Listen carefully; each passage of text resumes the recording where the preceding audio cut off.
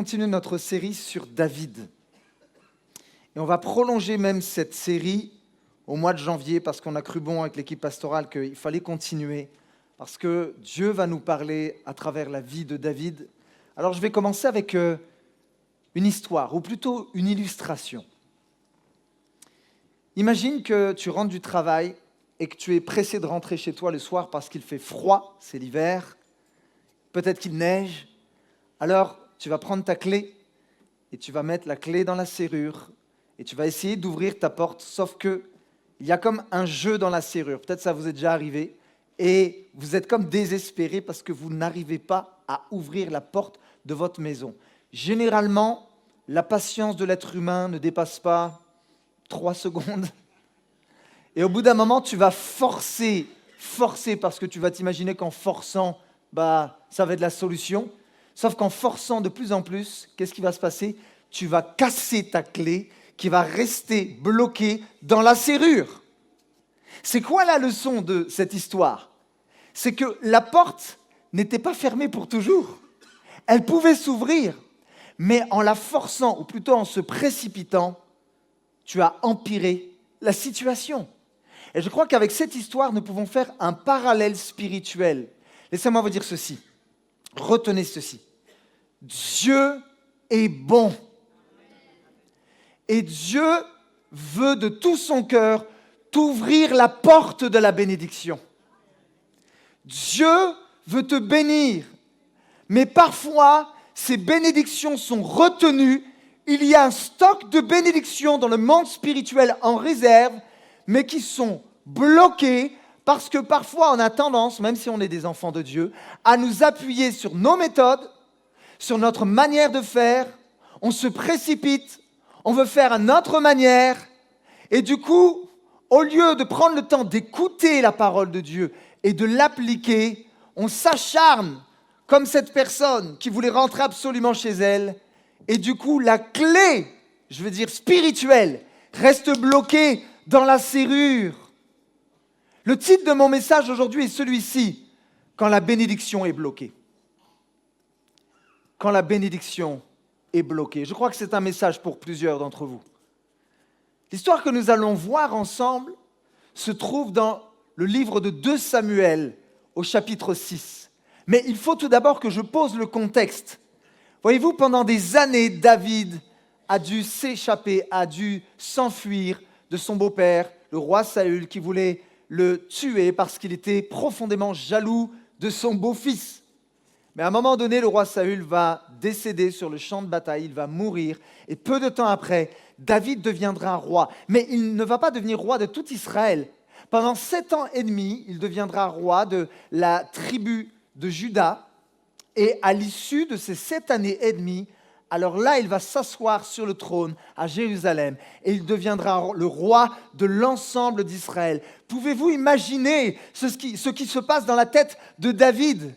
Sûrement qu'il y a eu comme un flashback, comme un retour en arrière, lorsqu'il était un tout jeune adolescent et qu'il était dans les champs de son père et qu'à un moment donné, le prophète Samuel avait prophétisé de la part de l'Éternel, « Tu seras roi parce que l'Éternel s'est choisi un homme selon son cœur. Il a pris la corne remplie d'huile et il a déversé l'huile sur lui. » Mais cela a pris des années avant que la promesse s'accomplisse. Mais voilà que maintenant, David, des années plus tard, s'assoit sur le trône d'Israël, à Jérusalem, la capitale. Et enfin, la prophétie s'est accomplie. Et voyez-vous, David aurait pu avoir toutes sortes de préoccupations en tant que roi, des préoccupations politiques ou autres. Mais une de ses premières préoccupations, en fait, c'était une préoccupation d'ordre spirituel. Voici quelle était sa préoccupation. David, et c'est quelque chose qui l'animait tellement, voulait reprendre l'arche de l'alliance qui avait été délaissée par le roi Saül. Et il voulait la prendre pour la ramener au centre, c'est-à-dire à Jérusalem. Et voici ce qu'il est écrit dans 2 Samuel au chapitre 6, à partir du verset 1, et normalement ça va s'afficher. David rassembla encore toute l'élite d'Israël. Il vient des droits. Et voici son désir, qui comptait 30 000 hommes. Puis avec tout le peuple qui était à ses côtés, il partit de Baal et Juda pour faire monter de là l'arche de Dieu, à laquelle est associé le nom de l'Éternel, le Maître de l'univers, qui siège au-dessus d'elle, entre les chérubins. Amen. Maintenant, peut-être que certains ne sont pas familiers avec cette histoire. Peut-être que tu ne sais pas trop ce qu'est l'arche de l'Alliance. Alors normalement, il y a une photo qui va s'afficher. Voici l'arche de l'Alliance. À quoi ressemblait l'arche de l'Alliance? C'est beau, hein? C'était en fait un coffre en bois d'acacia qui était recouvert d'or. Et il avait un couvercle sur lequel se trouvaient 2 chérubins, on peut les voir en or, aux ailes qui étaient déployées, qui faisaient face l'un à l'autre. Et la question c'est, mais pourquoi il est aussi important pour le roi David de récupérer ce coffre qui avait été délaissé par le roi Saül? Est-ce que c'est parce qu'il voulait améliorer un peu la déco chez lui? Non, c'est un peu plus profond que ça. Parce que David savait très bien que le coffre de l'Alliance représentait quelque chose d'une extrême importance. Le coffre de l'Alliance représentait la présence de Dieu. Rappelez-vous, à l'époque de Moïse, c'est dans le lieu où se trouvait l'arche de Dieu, l'arche de l'Alliance, que Dieu se manifestait à Moïse. C'est là qu'il communiquait son cœur, qu'il communiquait une direction à Moïse, là où se trouvait l'arche de l'Alliance. Et donc, la préoccupation première de David n'était pas seulement de réorganiser la politique, mais c'était de replacer la présence de Dieu au cœur du peuple qui lui avait été confié. Son cœur, ce qui brûlait, ce qui l'animait, ce n'était pas juste la prospérité de son royaume, mais David, en tant que roi d'Israël, était en train d'envoyer un message au peuple. Et j'aimerais, en tant que pasteur, vous envoyer un message pour 2026, Église Parole de Vie. Nous ne ferons rien sans la présence de Dieu. Notre communion avec Jésus-Christ, avec l'Éternel, ne sera pas la dernière roue du carrosse. Au nom de Jésus, que quelqu'un dise Amen. Mais dans ce contexte, et avant que David s'assoie sur le trône de la royauté, un homme du nom de Saül, malheureusement, et ça sera l'objet de mon premier point, avait fait preuve d'une chose, il avait fait preuve de négligence. Et à travers cette histoire, ce contexte, nous allons tirer 3 mots que nous allons pouvoir appliquer, ou plutôt ces mots vont nous enseigner. J'espère vraiment que ça va amener la vie dans nos cœurs. Amen. Le premier point est celui-ci, c'est le mot négligence. La définition de négligence, c'est l'attitude, l'état d'une personne dont l'esprit ne s'applique pas à ce qu'elle fait ou devrait faire. Les synonymes du mot négligence sont le laisser-aller, la mollesse, la nonchalance, le désintérêt ou le relâchement. Voici quelques explications. À l'époque de Saül, du roi Saül, les Israélites avaient combattu à plusieurs reprises contre les Philistins. Mais lors d'une bataille, à un moment donné, les Philistins avaient décimé littéralement les Israélites et ils avaient perdu la bataille. Ils avaient même perdu 30 000 hommes sur le terrain. Et voilà que les Philistins vont même avoir une idée en se disant « on va s'emparer de leur arche ». Donc les Philistins, rappelez-vous de cette histoire, ont pris l'arche de l'Alliance et ils l'ont ramenée dans leur camp et plus précisément dans leur temple où il y avait d'ailleurs un dieu qui s'appelait le dieu Dagon. Ça vous dit quelque chose? Et ils vont placer l'arche de l'Alliance dans leur temple idolâtre.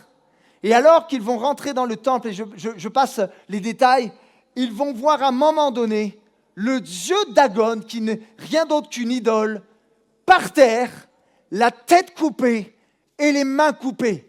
Laissez-moi vous dire une chose, le Dieu dans lequel nous croyons est au-dessus de tous les autres dieux. Le Dieu dans lequel j'ai placé ma confiance est l'autorité suprême et aucune domination, aucune idole ne peut être au-dessus du nom de Jésus. Que quelqu'un dise Amen. Alléluia. Et même quand Satan se dresse avec son armée devant toi, il ne pourra rien, car le lion de Juda rugira toujours plus fort que l'ennemi. Alléluia. Et par la suite, le peuple, donc les Philistins, leur peuple va être frappé de plaies et de panique. Et donc les Philistins vont se dire, c'est pas un bon plan de laisser dans notre temple l'arche de l'Alliance. Et vous savez ce qu'ils ont fait? Ils ne supportaient tellement pas la présence de l'arche qu'ils l'ont reprise et qu'ils l'ont ramenée vers les Israélites. j'aimerais vous dire ceci. Le diable et ses émissaires ne supportent pas la sainte présence de Dieu. Mais voyez-vous, quand même dans la vie d'un chrétien, un chrétien qui n'alimente pas cette présence, qui ne recherche pas cette présence, laissez-moi vous dire, il va faire face à des influences. Il va laisser des portes entr'ouvertes et l'ennemi va venir en disant « Ah, lui ou elle n'est pas trop dangereux, on va pouvoir mettre la pagaille dans leur foyer, dans leur mariage, avec leurs enfants. » Pourquoi ? Parce que l'arche n'a pas été mise au centre. Mais la présence de Dieu fait fuir l'ennemi. D'ailleurs, quand Jésus est venu sur la terre, les démons étaient chassés de tous bords, tous côtés, parce qu'ils ne supportent pas la sainte présence de Dieu. Ils reconnaissent son autorité. Alléluia. Le diable ne craint pas des chrétiens qui ont un titre. Le diable ne craint pas des chrétiens qui vont même à l'église, ou qui servent dans leur église, même si c'est bien. Le diable et les démons craignent des hommes et des femmes qui sont chargés de la présence de Dieu. Et il va user de toutes sortes de stratégies, de stratagèmes pour t'éloigner, pour te couper de la présence de Dieu. Ah, une des premières choses, et ça marche plutôt bien, c'est le péché. Le top 3 du diable, et c'est un classique, c'est sexe, pourvoir, argent. Et comme ça marche plutôt bien depuis des milliers d'années, il n'a pas changé sa technique. Mais voyez-vous, parfois le diable, on l'appelle le malin, il est malin. Quand il n'arrive pas à faire chuter un enfant de Dieu dans ce genre de péché, alors il va essayer plus subtilement de l'éloigner de la présence de Dieu. Vous savez comment ? En l'occupant, en utilisant ce qu'on appelle la distraction. Oh, ce n'est pas des gros péchés. Ce n'est pas des choses qui, oh là là, font scandale. Mais il va t'occuper à tel point qu'au fil du temps, l'arche ne sera plus au centre de ta maison, de ta vie. Vous savez combien de temps Saül a délaissé l'arche quand les Philistins l'ont ramené ? Saül ne l'a même pas remis au centre du peuple. Il l'a délaissé dans une maison, quelque part. Il ne s'en est pas préoccupé. Et ce, pendant 20 ans. C'est-à-dire que Saül, au fil du temps, alors qu'il avait vécu des expériences avec l'Éternel, il s'était même mis à prophétiser. Donc, Saül connaissait la présence de Dieu. Il y a goûté. Mais au fil du temps, au fil des années, il a fini par s'habituer peu à peu à se déconnecter de la présence de Dieu. Vous savez, l'ennemi sait qu'un chrétien qui néglige la présence de Dieu au fil du temps va se vider peu à peu de son énergie spirituelle. C'est un petit peu comme une voiture. Tu mets de l'essence, mais laisse-moi te dire, si tu roules et que tu ne t'arrêtes pas à la station essence, au bout d'un moment, tu vas caler, mon ami. Tu vas caler. Tu peux caler spirituellement parlant. Et vous savez, c'est tellement subtil. Tu ne négliges pas les choses de Dieu comme ça du jour au lendemain. Ça commence par une décision. Puis après, une autre décision. Ça peut peut-être être des excuses. Je suis fatigué, je ne vais pas lire ma Bible aujourd'hui, mais voilà, parce que j'ai beaucoup travaillé et je vais me reposer aujourd'hui. Et je ne suis pas contre le repos, sauf qu'il y a un temps pour tout. Je vais décompresser, j'ai besoin de décompresser. Et en fait, la décision exceptionnelle que tu prenais avant devient quelque chose maintenant que tu as banalisé, devient quelque chose de courant. Le diable va faire en sorte que les choses qui sont peu importantes pour Dieu deviennent de plus en plus importantes pour toi. Et au bout d'un moment, laissez-moi vous dire ceci, la négligence finira par te faire tolérer ce que tu n'acceptais pas auparavant. Je veux parler à quelqu'un, c'est un message, je crois, qui va parler à plusieurs. Il y a peut-être des gens dans ce lieu, tu avais faim de la présence de Dieu fut un temps. Tu n'avais qu'une hâte, c'était de fermer la porte de ta chambre et de te retrouver avec le Seigneur. Tu courais pour aller à la réunion de prière. Et Jésus était au centre de ta vie. L'arche était au centre de ta maison. Et au fil du temps, c'est comme si les décisions que tu as prises ont écarté l'arche de ta maison jusqu'à la mettre dehors. Et peut-être que c'est ta carrière maintenant qui est au centre. C'est tes projets professionnels, ce sont tes ambitions qui ont remplacé la présence de Dieu. Je veux parler aussi à des parents. Tu t'es dit, je veux laisser un héritage, pas que financier à mes enfants, je veux leur laisser un héritage spirituel. Et il est hors de question que mes enfants entendent la parole de Dieu seulement quand ils vont au club le dimanche. Mais avec papa et maman, on va se poser ensemble et le soir, on va peut-être lire une portion des Écritures, on va prier Jésus avec eux. On veut qu'ils développent une amitié avec Jésus. Et aujourd'hui, tu es tellement peut-être lassé, fatigué, découragé que tu les couches vite et puis l'idée c'est juste d'aller sur le canapé regarder Netflix. Waouh. Je vais vous dire quelque chose d'important. Ce que nous vivons est bien souvent le résultat de ce que nous tolérons. Je vais le répéter. Ce que nous vivons est bien souvent le résultat de ce que nous tolérons. Et je voudrais poser la question à quelqu'un. En 2025, qu'as-tu toléré? Et pour 2026, qu'est-ce que tu ne devrais plus tolérer dans ta vie pour remettre l'arche au centre de ta vie, au centre de ton foyer, au centre de ton mariage, ou que quelqu'un dise Amen. En 2026, nous remettrons l'arche au centre. Nous ne délaisserons pas l'arche, mais ça sera le centre de notre église, de ma vie, de mon foyer, de mon mariage, au nom de Jésus. Alors on poursuit le texte. Nous nous trouvons maintenant dans 2 Samuel au chapitre 6 à partir du verset 3. Ça serait trop facile de mettre la faute que sur Saül. Mais en fait, dans cette histoire, il y en a un aussi qui a eu de la négligence. Mais c'est beaucoup plus subtil que ça. Et en fait, c'est David. Et vous allez me dire, mais non, Greg, c'est bien son désir de ramener l'arche de l'Alliance. Justement, son cœur est disposé. Ah, mais regardez, c'est plus subtil que ça. Nous nous trouvons dans 2 Samuel au chapitre 6. On va lire le texte ensemble. Alors, ils vont arriver dans cette fameuse maison pour récupérer le coffre. Ils mirent ce coffre de Dieu sur un char neuf et l'emportèrent depuis la maison d'Abinadab, qui se trouve sur la colline. C'était Uza et Akjo, les fils d'Abinadab, qui conduisaient le char neuf. Ils l'emportèrent donc depuis la maison d'Abinadab, qui se trouve sur la colline. Uza marchait à côté de l'arche de Dieu et Akjo devant. David et toute la communauté d'Israël jouaient devant l'Éternel de toutes sortes d'instruments en bois de cyprès, de la harpe, du luth, du tambourin, du sistre et des cymbales. Lorsqu'ils furent arrivés à l'aire de battage de Nakon, Uza tendit la main vers l'arche de Dieu et la retint parce que les bœufs la faisaient pencher. Et là, c'est un texte qui peut un peu nous perturber. La colère de l'Éternel s'enflamma contre lui et Dieu le frappa sur place à cause de sa faute. Uza mourut là, près de l'arche de Dieu.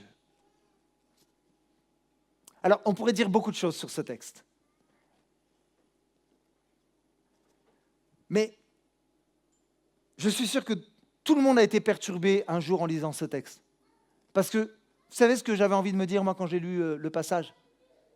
Ben, c'est pas juste. Parce que le pauvre Uza, il a voulu bien faire quand même.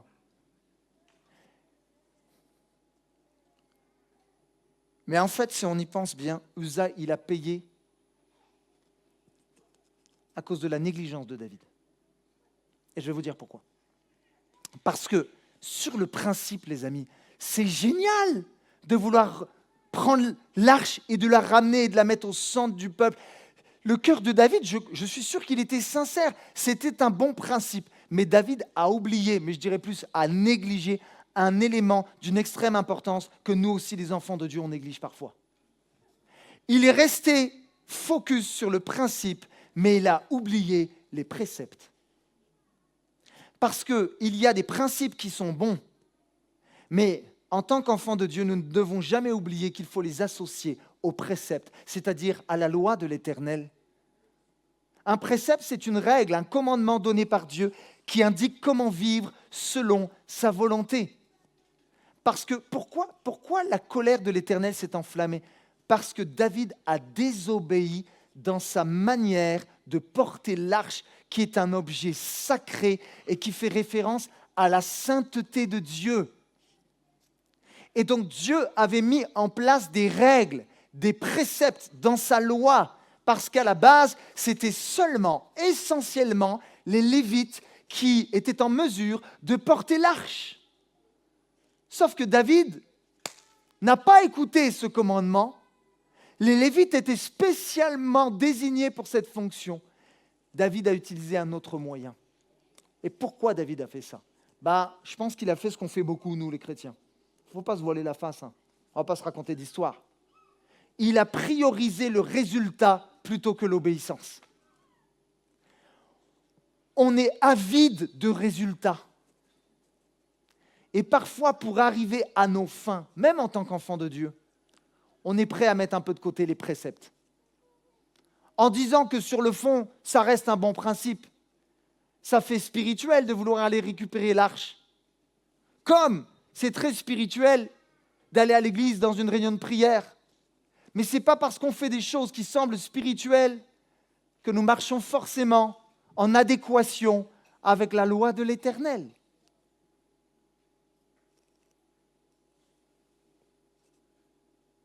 En fait, David a été plus enthousiasmé par le projet.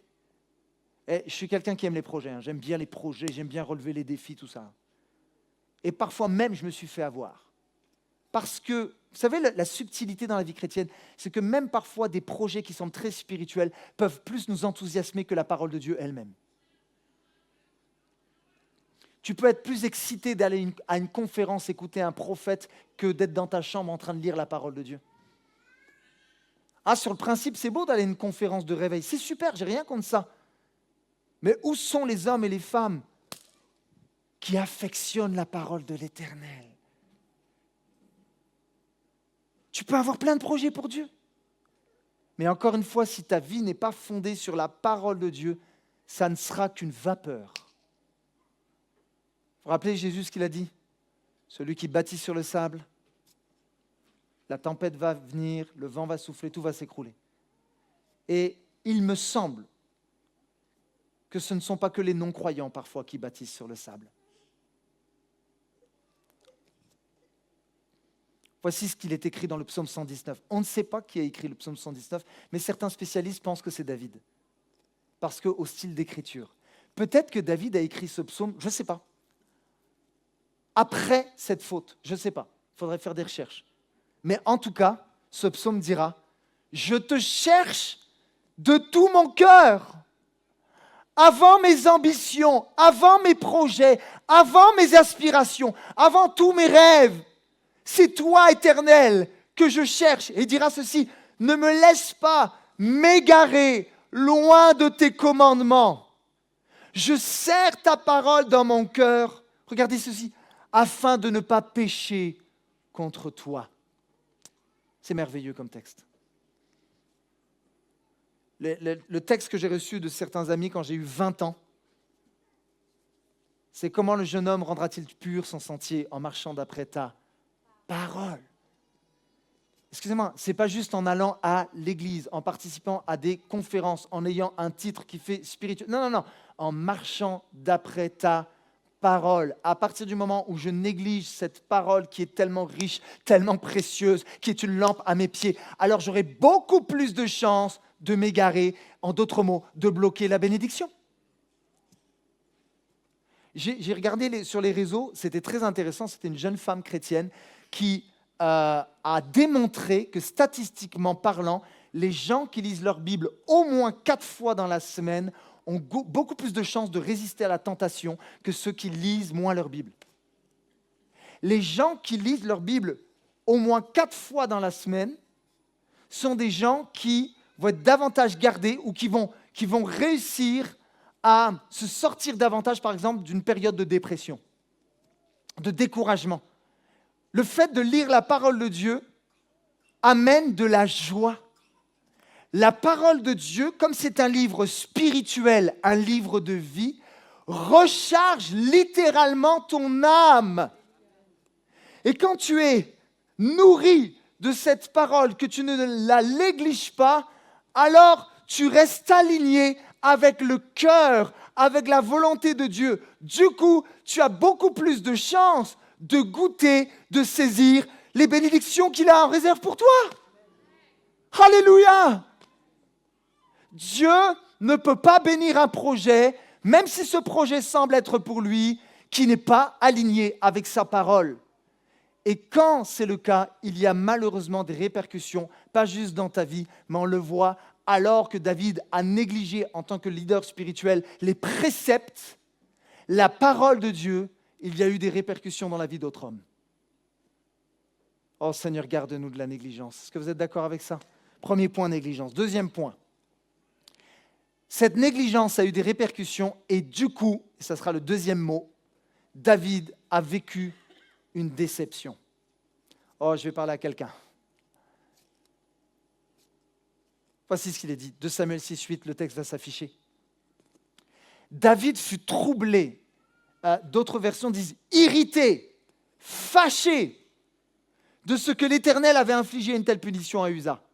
Et cet endroit a été appelé jusqu'à aujourd'hui Péretz Uza. David eut peur de l'Éternel ce jour-là et il se dit comment l'arche de l'Éternel pourrait-elle entrer chez moi? Je ne sais pas s'il y a une suite. Ouais. Il ne voulut pas prendre l'arche de l'Éternel chez lui dans la ville de David et il la fit conduire dans la maison d'Obed-Édom, un homme de Gath. L'arche de l'Éternel resta pendant 3 mois dans la maison d'Obed-Édom, de Gath, et l'Éternel, écoutez ça, le bénit, ainsi que toute sa famille. Vous voyez le parallèle? Vous voyez le parallèle? Oh Seigneur. Remarquez ceci.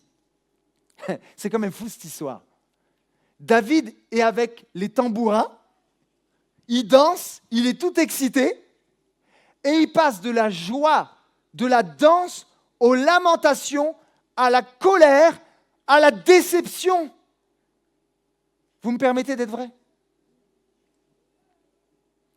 Souvent, tant que les choses se font à notre manière dans notre vie chrétienne, on est content. Mais si le scénario change, alors parfois on se dit « Ah, c'est ça la vie chrétienne », eh bien je laisse tout tomber. « Ah, c'est ça l'Église ». Ah, moi je crois que c'était autre chose. Ben, je me barre de l'église et je vais faire ma petite foi, je vais faire ma petite sauce avec mon Jésus tout seul. Parce que je n'avais pas pensé que c'était comme ça l'église. Hein. Moi je croyais que c'était bisounours l'église.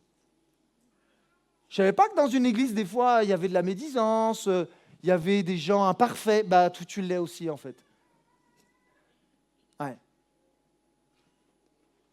Vous savez ce qui se passe quand on se met en colère parce que ça ne marche pas comme on l'aurait voulu?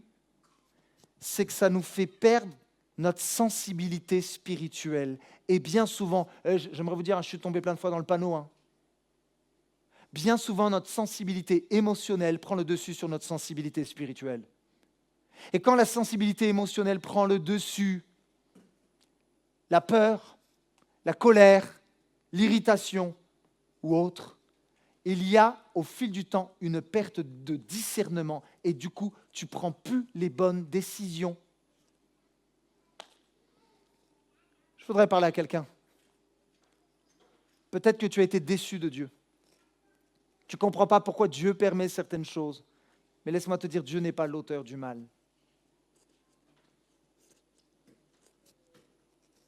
Dieu est amour, mais c'est vrai, Dieu est saint. Et parfois, on oublie un peu cette partie de Dieu. Et je pense qu'en fait, je n'avais pas prévu de dire ça, peut-être que ces hommes se sont familiarisés avec les choses de Dieu. Laissez-moi vous dire, Dieu est un Père, mais on ne peut pas se familiariser,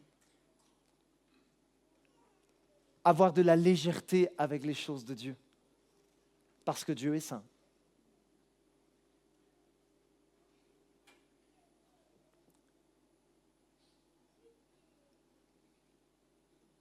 Il faudrait parler à quelqu'un. Ne laisse pas tes déceptions te faire abandonner les bons choix que tu voulais prendre au départ. Le choix du pardon, le choix de la réconciliation, le choix de la consécration. David, il a été tellement en colère contre Dieu parce que ça ne s'est pas passé comme il l'avait imaginé, qu'il a carrément abandonné le projet de ramener l'arche de l'Alliance à Jérusalem. Il l'a laissé chez quelqu'un d'autre. Et Obed-Édom, quelque part, a bénéficié de l'arche de l'Alliance et lui et toute sa famille a été bénis. J'aimerais vous dire ceci, Il y a des bénédictions que Dieu veut te donner, mais à cause de ton attitude, il a choisi de les donner à d'autres. Aïe! Mais c'est la vérité. Mais Dieu veut te bénir. Il ne demande que ça. Il ne demande que ça. Et tu vois, suite à cette déception, sa perception de Dieu a changé. Regardez ce qu'il est écrit. Il a eu peur de Dieu. L'homme, qui est un adorateur, qui aimait la présence de Dieu, s'est mis à avoir peur de Dieu. Et il s'en est allé chez lui tout triste, irrité, en colère. J'aimerais vous dire, le vrai problème, ce n'est pas Dieu. Mais c'était la manière dont David a traité l'arche de l'alliance. Je pense qu'on est très bons, nous les êtres humains, pour déplacer le problème chez les autres. Mais à chaque fois que tu ne laisseras pas la lumière de la parole de Dieu éclairer tes zones d'ombre, tu freineras, tu bloqueras la bénédiction dans ta vie. L'orgueil précède la chute, l'humilité précède la gloire. Et tant que tu ne voudras pas accepter peut-être que tu as des choses à déraciner en toi, et que ce n'est pas juste la faute de ta mère, de ton grand-père, de ton patron, de ton mari, mais que peut-être que l'Éternel, par sa parole, par son esprit, veut aussi te montrer qu'il y a des choses qu'il veut couper, parce qu'il t'aime. Tu vas tourner en rond comme le peuple d'Israël dans le désert. Voilà pourquoi il y a trop d'enfants de Dieu. Ça m'attriste. Ils ont une vie pauvre. Ils ont une vie de petitesse. Ils sont toujours dans la peur du lendemain. Ils sont toujours dans la critique. Ils sont toujours dans la médisance. Ils sont toujours dans la jalousie. Parce que le problème, c'est toujours les autres, c'est pas eux. Et du coup, le stock de bénédictions au ciel, il reste au ciel, ou alors Dieu le distribue aux autres, à ceux qui sont humbles, à ceux qui sont OK pour se laisser façonner et dire oui Seigneur, j'ai besoin de changer. C'est vrai, même si je ne comprends pas tout, même si j'ai eu des déceptions, sonde-moi, ô Dieu. D'ailleurs, David le dira, et connais mon cœur, regarde si je suis sur une mauvaise voie et conduis-moi sur la voie de l'éternité.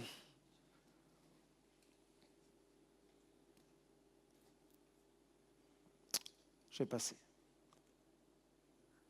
J'aimerais te dire,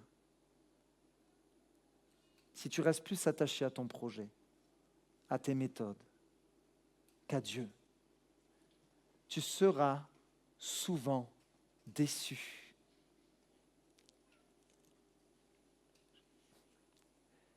Si tu attends beaucoup de ton pasteur, plus que de Dieu,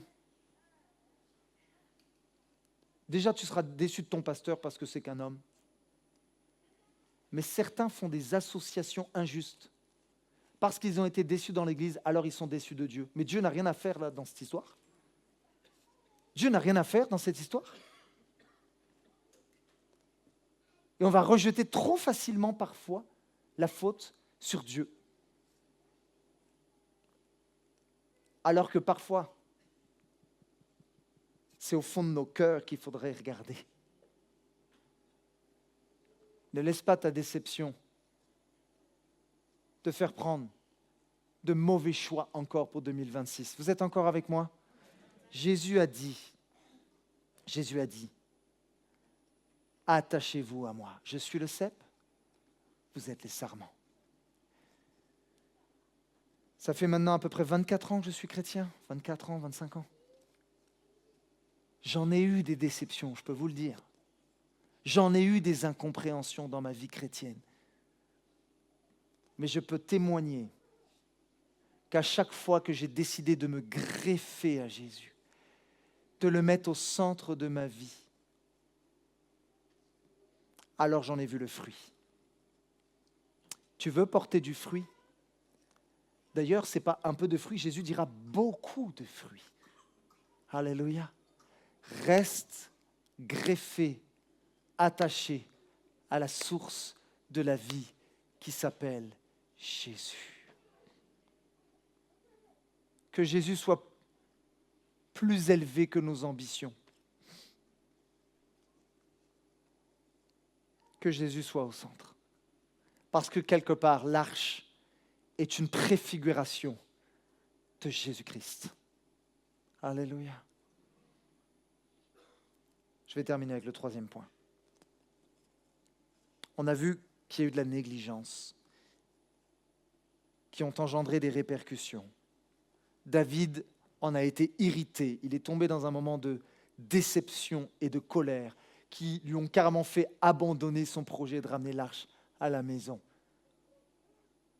Et c'est pour ça qu'on appelle David un homme selon le cœur de Dieu, parce que bien qu'il ait des défauts, comme toi et moi, c'est un homme qui revenait toujours à l'Éternel. Alléluia. En 2026, reviens à l'Éternel. Tu as peut-être délaissé l'arche, mais il est temps en 2026 de la reprendre, comme David va le faire. David, c'est un homme qui aime Dieu. Et du coup, il va se laisser façonner par Dieu. Il va se remettre en question malgré ses frustrations. Un des signes de maturité spirituelle, c'est le fait d'être enseignable, même quand on est frustré. Je crois qu'il faut que je le répète. Quelqu'un qui n'est pas enseignable, quelqu'un qui dit « Non, c'est la faute des autres », comme je le disais. « Non, mais moi je suis frustré. Non, mais je suis en colère », ne pourra jamais grandir. Jamais.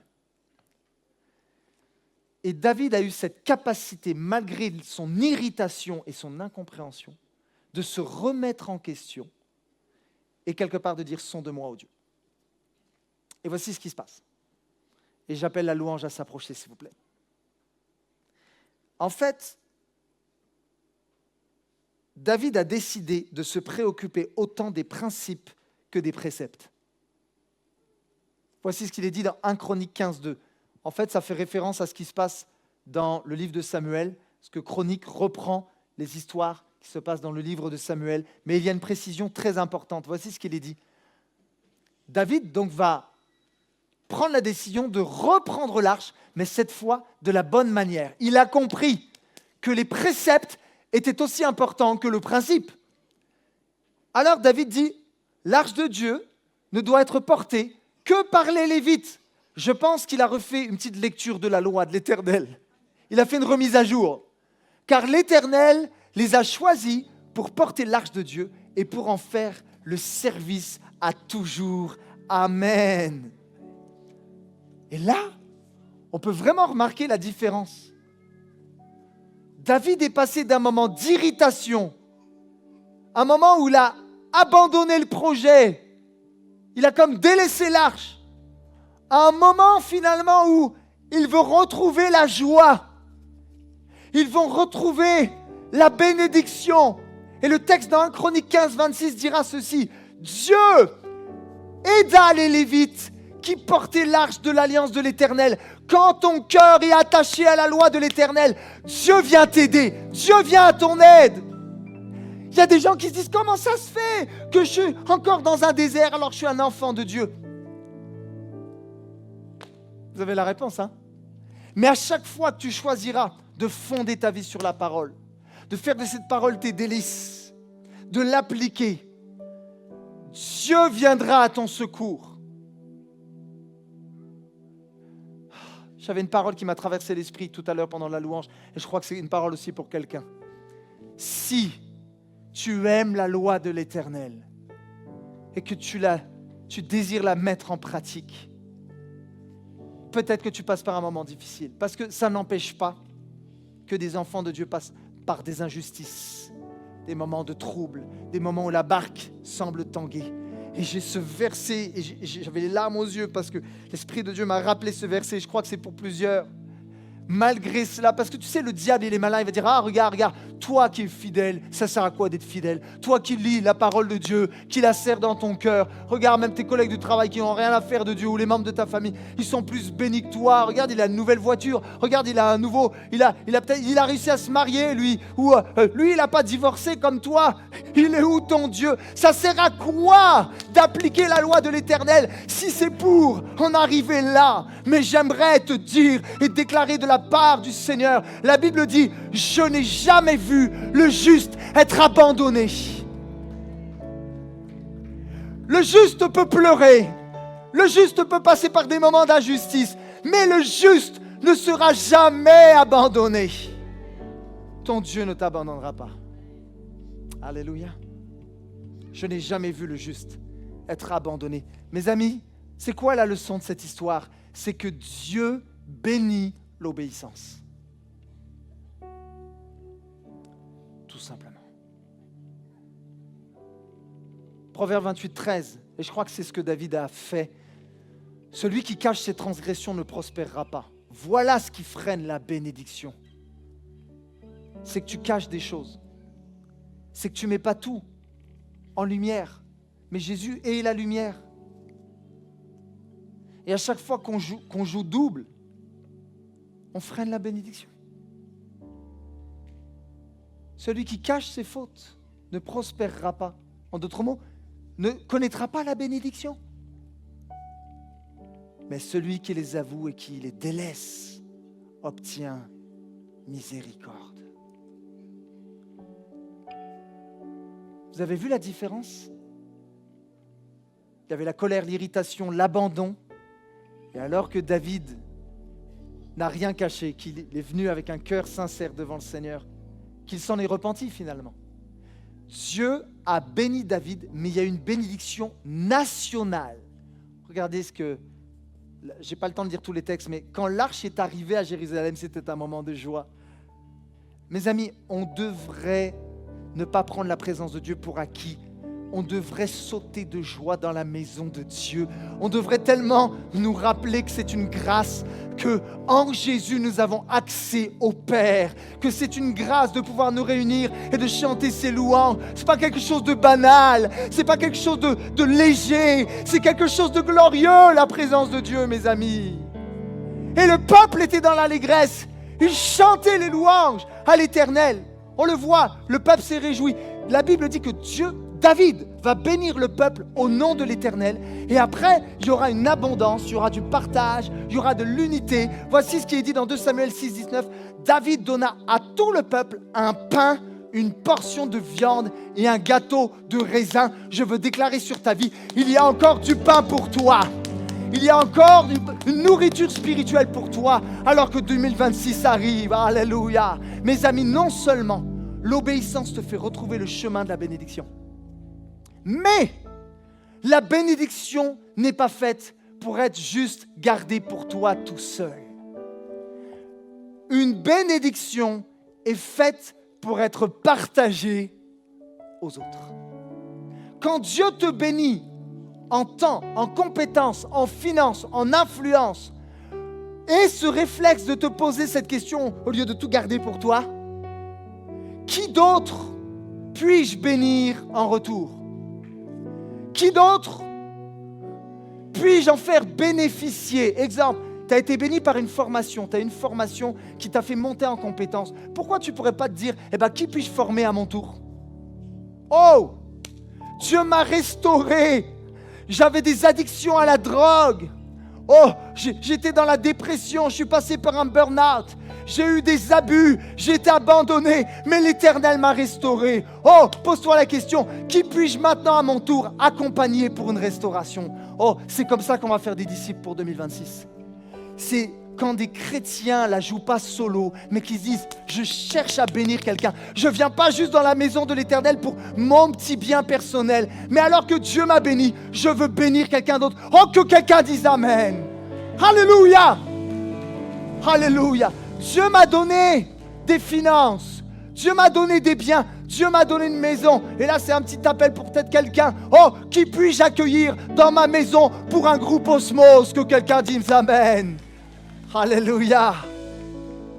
Je prie qu'en 2026, nous puissions laisser le Saint-Esprit déraciner nos attitudes qui bloquent la bénédiction de Dieu. Et si c'est ton cas, est-ce que tu peux dire Amen? Alléluia. Oh, est-ce qu'on pourrait fermer les yeux? J'ai terminé. Alléluia. Alléluia. Jésus, Jésus, Jésus. J'aimerais qu'on puisse prier dans nos cœurs. Tu puisses faire cette prière dans ton cœur. Seigneur Jésus, j'ai été négligent en 2025. Il y a des choses que j'ai négligées, c'est vrai. Et je sais que cette parole est pour plusieurs, puisque même moi, je suis passé par là. En fait, tout le monde est concerné.